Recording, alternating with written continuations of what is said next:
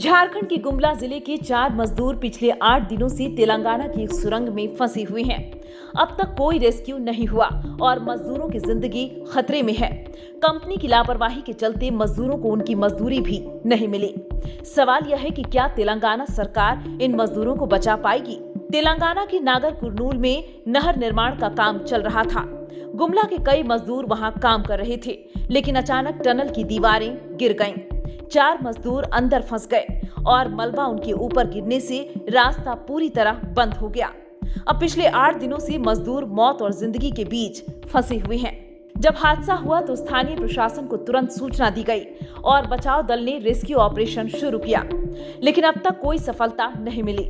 सरकारी अधिकारियों के अनुसार मजदूरों के फंसे होने का लोकेशन पता चल गया है, लेकिन भारी मलबे के कारण उन्हें निकालने में परेशानी हो रही है। हालांकि हर संभव प्रयास किए जा रहे हैं। इस हादसे के बाद एक और बड़ा खुलासा हुआ। कंपनी ने मजदूरों की 3 महीने की मजदूरी रोक रखी थी। 85 मजदूर अब गुमला लौट चुके हैं, लेकिन उनका 50 लाख रुपए बकाया है। मजदूरों ने बताया कि टनल हादसे के बाद हमें भी सुरंग में भेजने का दबाव डाला गया। खाने पीने तक की दिक्कत हो गई और मजबूरन सभी मजदूर तेलंगाना छोड़कर गुमला लौट आए। लेकिन 4 मजदूर अभी भी सुरंग में फंसे हैं। उनका क्या होगा? क्या उन्हें जिंदा निकाला जा सकेगा? गुमला में मजदूरों के घरों में आंसू और दहशत का माहौल है। परिजनों का रो रो कर बुरा हाल है। मजदूर के रिश्तेदार श्रवण कुमार साहू ने बताया कि अभी तक सुरंग से किसी का शव बरामद नहीं हुआ। सरकार कह रही है कि बचाव कार्य जारी है, लेकिन हमें कोई भरोसा नहीं।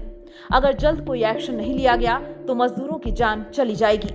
तेलंगाना के मुख्यमंत्री नागर कुरनूल पहुंच चुके हैं और बचाव कार्य को तेज करने के आदेश दिए गए हैं। विशेष टीमें लगाई गई हैं जो मजदूरों तक पहुंचने की कोशिश कर रही हैं। लेकिन सवाल यह है कि अगर मजदूरों का लोकेशन पता चल गया है तो अब तक रेस्क्यू क्यों नहीं हो पाया है?